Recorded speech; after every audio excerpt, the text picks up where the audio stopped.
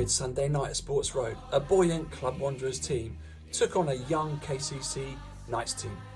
The Wanderers team culture of "we're in this together" was superbly demonstrated by Bell Bell, who travelled from Tung Chung for an 8 p.m. kickoff on a Sunday night just to watch and support the team. Or maybe he feels a bit guilty that he didn't have to write the match report last week. The night started in the usual fashion, with Ollie and Oscar feeding the kitty with their consistent lateness.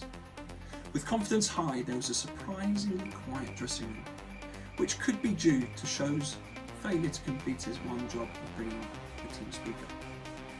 Now, Tommy Holder presented a much changed lineup, holding true to his motto of rewarding attendance at training.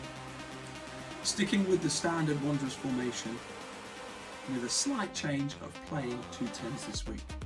The formation was: the match started at 8 p.m. Wanderers started brightly, dominating possession. 5 minutes in, a clever interception from Rory, who drove at the KCC defence and then neatly slotted Max in. The confident MOM Holder dinked the ball over the keeper and the ball nestled in the back of the net. 1-0 to the Wanderers. With the expectation of another drumming on the cards, Wanderers decided to piss off their notoriously angry little manager by following Show's example of not doing their jobs. An overly confident Rory decided to follow Max's lead and audition for Dancing on Ice. The back three decided Pete looked a little lonely and bored, so they dropped off to keep him company. It was here where they created a cunning plan of shifting the ball as slowly as possible as they could to ensure the astute shot stopper became sleepy and disengaged. They seized their moment to include the successfully dazed Pete in their play in order for him to misplace his only pass of the match, which led to 0 danger and assured he won his first ever Wanderers tit of the match in controversial circumstances. At half-time, Holder spotted the dangerous sabotage of the back three and made essential changes, with DY, Fritz and Show making way for the eager Gash, Rossiter and MK10, or should we say MK6. Wanderers began to tick a little better, moving the ball down the right with some slick interplay between Oscar, Ollie and Max. However, a hard-to-please Holder decided to tighten the reins of a marauding Brendan Benny, ensuring the fleet-footed headband wearer stuck to his new number 6 role. Momentarily taking note of his leader's instructions, Benny began to pull the strings from deeper, playing in Max, who crossed for the Gash man to control and then wrong-foot the keeper. 2-0 to the Wanderers. It must be said that had Gash been playing less golf and taken more interest in his compatriot Mr. Xhaka, it could have been 3-0. Nevertheless, at 2-0, a monumental moment of madness occurred, with a comical moment between Benny and a sunburnt Rossiter. Oh, to me, to you! Which led to arguably the most dangerous moment of the game.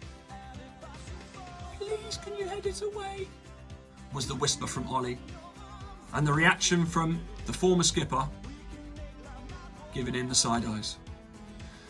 The Chuckle Brothers' performance of "To Me, to You" was clearly overlooked by most in the post-game analysis.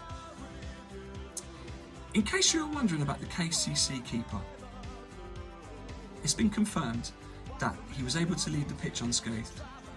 The apparently 15-year-old player looks to have a very short career, because the KCC physio has quit for being overworked. For a team containing a number of tall players, the Wanderers decided to continue their world-famous horrendous corner routines.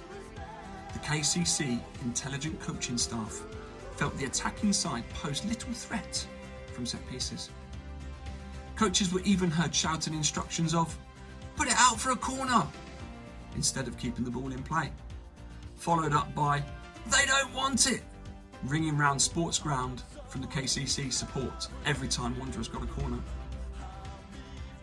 Now, fresh off the back of Felipe's performance for Dynamos and his subsequent injury, he would be pleased to hear his influence can still be felt in the Wanderers side.